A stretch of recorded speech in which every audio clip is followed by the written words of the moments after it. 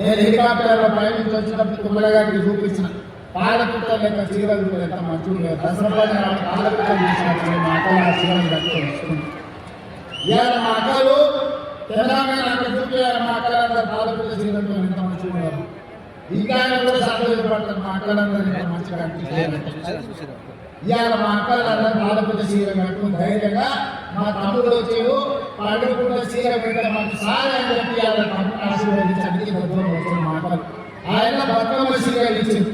ఏమైనా మా అక్కలు కట్టుకున్నారా అక్కడిని ఆలోచన ఏమని నేను అడుగుతున్నాను. బతుకమ్మ చీరలు ఆయన అన్వేషిస్తే సూర్యుడి నుంచి కిలోల మంది కొనుక్కొచ్చి ₹1,00,00,000 మీరు కమిషన్ తీసుకుంటే బతుకమ్మ చీరలలో కూడా ఆ చీరలు తీసుకెళ్లి వ్యవసాయ పొలాల కదా మొక్కజొన్న కాదా బిడ్డలను బెదిరించడానికి కట్టిన ఆడబిడ్డలు ఆ చీరలు కట్టుకున్నారా?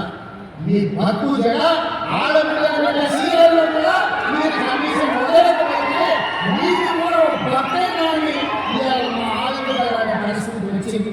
కానీ ఇవాళ మా అక్కలు సంతోషంగా నేను ఇచ్చిన ఇందిరమ్మ చీరలు కట్టుకొని ఇవాళ వచ్చింది.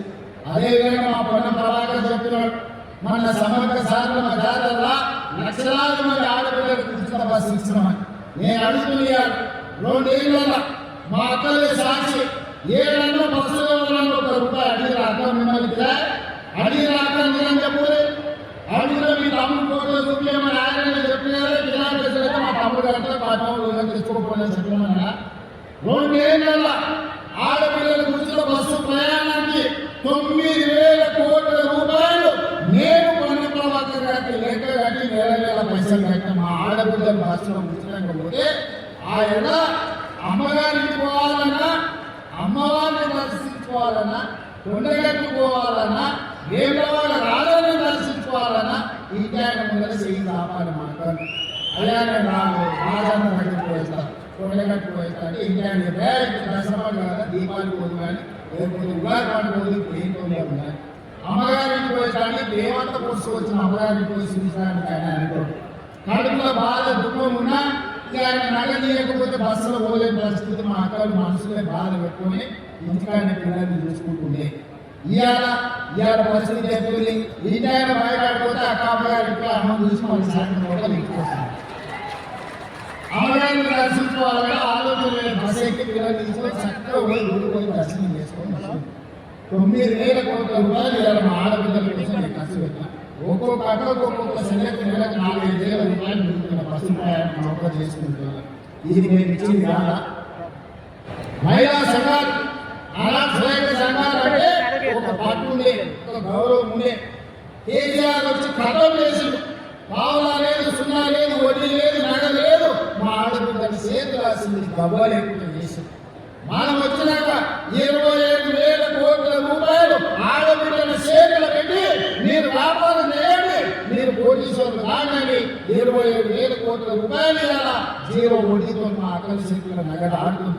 ఇవాళ బస్సులో ఉచిత ప్రయాణమే కాదు 1000 బస్సులకు మా పొన్నం ప్రభాకర్ గారు ఆడబిడ్డలు యజమానులు చేసి ఆర్టీసీకే బస్సులు పెట్టి ఇవాళ మా ఆడబిడ్డలు నడిపించే పరిస్థితి వచ్చింది. ఇవాళ జిల్లా కేంద్రాల్లో పెట్రోల్ బంకులు ఇచ్చి వ్యాపారం పెట్టించింది. ఇవాళ సోలార్ విద్యుత్ అదాని అంబానీలు కాదు ఆడబిడ్డలు కూడా సోలార్ విద్యుత్ ఉత్పత్తి చేస్తారని ఈ రోజు సోలార్ విద్యుత్ ఉత్పత్తి కేంద్రాలను 1000 మెగావాట్లు మా ఆడబిడ్డలు పెట్టి ఇవాళ రాష్ట్ర ప్రభుత్వంతో వ్యాపారం చేస్తూ ఇవాళ చాలా మంది యువకులు చదువుకున్న వాళ్ళు శిల్పారామం చుట్టూరా మైక్రోసాఫ్ట్, ఇన్ఫోసిస్, విప్రో లాంటి పెద్ద పెద్ద ఐటీ కంపెనీలు ఉన్నాయి.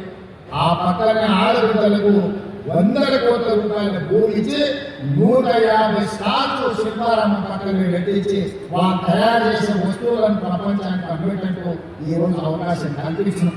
ఇవాళ ఇక్కడ ఎవరన్నా మా అక్కడ తయారు చేసే నిర్మాణ పెయింటింగ్స్ కావచ్చు, చేతితో తయారు చేసే వస్తువులు కావచ్చు, ఆన్లైన్ అమెజాన్ ఆర్డర్ పెట్టడానికి ఇవాళ మా అక్కడ తయారు చేసే వస్తువులు ఆన్లైన్ ప్రపంచానికి అందుబాటులోకి తీసుకొచ్చినాం. ఇవన్నీ మా ఆడపిల్లల ఆత్మగౌరవం పెంచడానికి మీరు చేసిన ప్రయత్నం కాదా అని నేను అడుగుతున్నాను. ఇవాళ ఒక పక్కన రైతులు, ఇంకొక పక్కన విద్యార్థులు, మరో పక్కన నిరుద్యోగ యువకులు, ఇంకొక పక్కన ఆడబిడ్డలకు ప్రతి విషయాన్ని అడిగి తెలుసుకొని వాళ్ళ సమస్యలు